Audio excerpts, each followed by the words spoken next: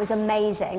We had some really interesting messages coming through. We had a few messages of people seeing a man in an RAF, a military uniform, and of course the Alhambra, where the team were last night, was used as a military base in the Second World War by the RAF. So really interesting. We like that connection, don't we? We love it. The other thing I mentioned to Paul and Kieran earlier is this animal theme last night. Yes. In the place where Stuart and Carl was sort of attacked or fell over. That was intriguing, wasn't it? We had reports, consistent reports of a growling noise and a dog walking around. And of all the 12,500 sightings, most of them were of sounds, and that's interesting. With Kieran launching his sound investigation last night, really interesting. And they liked that sound experiment, didn't they? Yes, they did. They absolutely loved it. Yeah. We also need to say to Paul to watch out, because we had reports of a man who I believe is called Albert following him around here in the Winter Garden, so he needs to look out. I'm not sure whether he likes it or not. I wonder if he slept well last night, and if Albert's here tonight. Right. And another interesting email that we had through was of a badly burnt figure, a badly burnt man, and we know that the Alhambra, where the team were last night, was destroyed quite badly by a fire in the 1970s, and the team also smelt smoke burning last night. Yes, so the connection there. Yeah. Interesting. Well, Debbie, thank you very much indeed for that. More later, and Debbie joining us from Interactive, and the whole team, Stuart and the rest of them, working hard and taking your messages. And as ever, we have our fantastic competition, which we're running right the way through the week. In fact, every night you can win some great prizes, and tonight, for example, your chance to win a DSi Nintendo, the latest handheld console from Nintendo. You can take photos, listen to music, and of course play games on this device, and we're giving you a brain training game to get you started as well. You can also receive a Samsung Jet mobile phone from Virgin Media, together with a pair of tickets to the next Most Haunted Live event. So all those three things. The tickets, of course, we'd love to see you in the audience. They're like gold dust. If you want to come to the next Most Haunted Live event, you have to answer the question tonight. And on top of that, everyone who rings in this week is in with the chance of winning £1,000 as well. Fantastic. So if you'd like to win the money and the prizes, this is how it works. Answer this question. Where was the first Most Haunted Live held? Was it A, Pendle Hill, B, Dover Castle, or C, Dudley Castle? If you think you know the answer, call us right now, 0844 646 9966. The calls cost just 5p from a BT landline. Mobile and other networks may be considerably higher. Competition open to UK residents aged 18 or over, and the lines close at 5 o'clock tomorrow evening, and the winner will be contacted at random after the close date and contacted in person, by the way. Full details, by the way, on our website, mosthauntedlive.net. Now, one of the key themes of this live is more and more audience participation. You at home and our audience here in the studio. And every night we send somebody out on a solo vigil at the beginning of the show, all on their own. A scary experience, believe me. Someone in the audience right now is about to be chosen. Who's it going to be? I can tell you. He's 47. He's from Leicester. He's David Hames. Well done, David. David is a charge nurse. He's an active member of the Apparitions Anonymous Incorporated team. They go on ghost hunts, hunting as a hobby. And he's here with his wife and two friends. And he is going on the solo vigil, and we'll hear from him a little bit later on in the show. Now, the other thing we've been doing at the end of the show at midnight is we've been holding an extra vigil as well, with audience members who are chosen each night a little bit later on in the evening. And last night was no exception. Two viewers, two audience members here, Phil Wyman and Carl and Stuart as well, on their own midnight vigil. This is what happened. Just to let you know, obviously we've got, Phil's brought our audience members, and we've also got Sarah, you know, we've got Sarah down because this terrain is, I mean, Stuart shows it's so dangerous down here that we just wanted someone else who you know, who knows their investigation. Do you want to head off to that end then, guys, yeah? See what happens? This is where it all kicked off over there, did you say, Carl, yeah? Is there anything here? If there is, could you please make a sound? Or throw something? Or touch one of us? I can hear something to my right. What's that?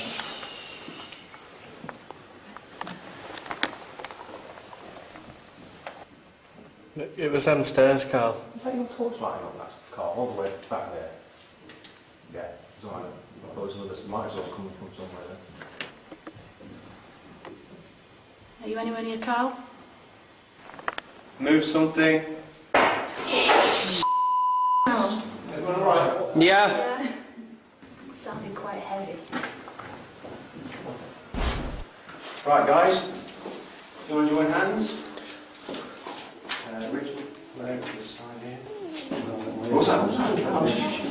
Was that you? That was a while then. In here, listen.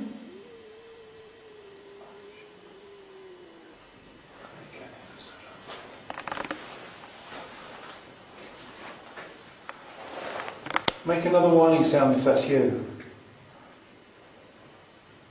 Please make another whining sound if that's you. What is it? Is that something sobbing or something?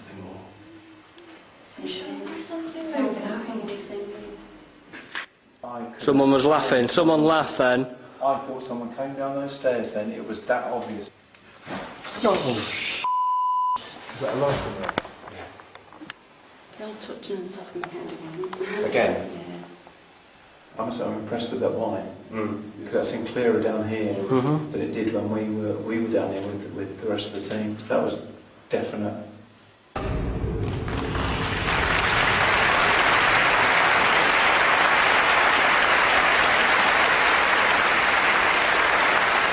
So there we are, the midnight vigil from last night, and joining me on stage now, paranormal investigator Phil Wyman. Phil, great to see you. These are really brilliant, these midnight vigils, aren't they? They're very, very interesting, because a lot of the people that we take on the vigils haven't done anything like that before. But they seem to get into the part so quickly. They do, they do. They're really enthusiastic, which is fantastic. Yeah. Well, shall we meet Yes. one of the people who was with you last night? Rachel was one of them, and Claire Cleary is on the line now, who is there, of course, as well. Hi, Claire. Hiya. Now, what a night you had. Tell us all about it. Oh, it was absolutely fantastic. I was so excited to be going down into the cellar because that's all the action that happened last night. It was pitch black and things started to happen pretty much straight away. After we started calling out, really. Yeah, I mean, did you have any sort of ideas about what might happen? Well, no, but I'd heard some of the noises that had happened previously, and I had absolutely no idea what was going to happen. And you couldn't, when you got home, tell us what happened, because you couldn't sleep, could you? No. Well, I felt absolutely fine at the time because I was so excited. The adrenaline was keeping me going. And it wasn't until after the event that I realised what happened in the evening, and I couldn't sleep all night just thinking about it. So, I mean, Phil, that, if you've never done something like this before, it could really have a big effect on you, couldn't it? It can, especially with some of the things that we're experiencing.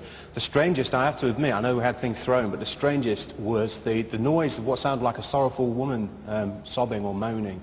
Could not place where that was coming from at all, so that was a bit strange, that. Right, well, there's another good midnight vigil, another one to come later on this evening. Claire, thank you very much indeed. Phil Wyman, thank you very much indeed.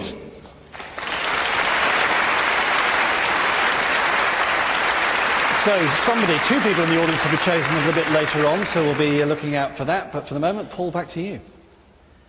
Thank you, Julian. Well, the clock is ticking. Yvette and the team are heading for tonight's vigil location, somewhere in Lancashire. It is going to be an amazing journey of paranormal investigation, where science meets mediumship, and it starts very soon indeed.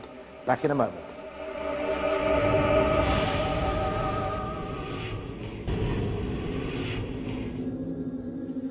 And welcome back on a chilly October night to Most Haunted Live, the fourth night of an unprecedented 8-night paranormal investigation. We are looking for 8 faces of evil, and we have based ourselves here in the amazing surroundings of the Winter Gardens Theatre in Morecambe. Built in 1897, virtually unused since 1977, but the team are all here, and time now for us to find out a bit more about one of the newer team members. Please make him welcome our historian, Dr. John Callow, ladies and gentlemen. John, on the spectrum, from being a believer to a complete sceptic, where would you put yourself when it comes to paranormal phenomena? Well, Paul, I'd like to think I've got an open mind. I think with all of us, it's important to remember just where we are, that the Enlightenment of the 18th century changed the world.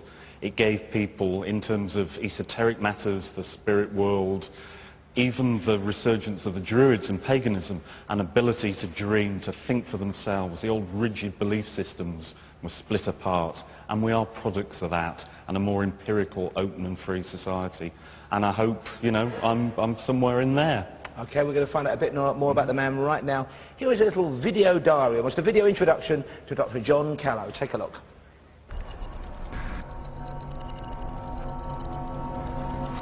Well, I'm John Callow. I'm the new historian on the show. My background really is writing for screen, for an academic audience.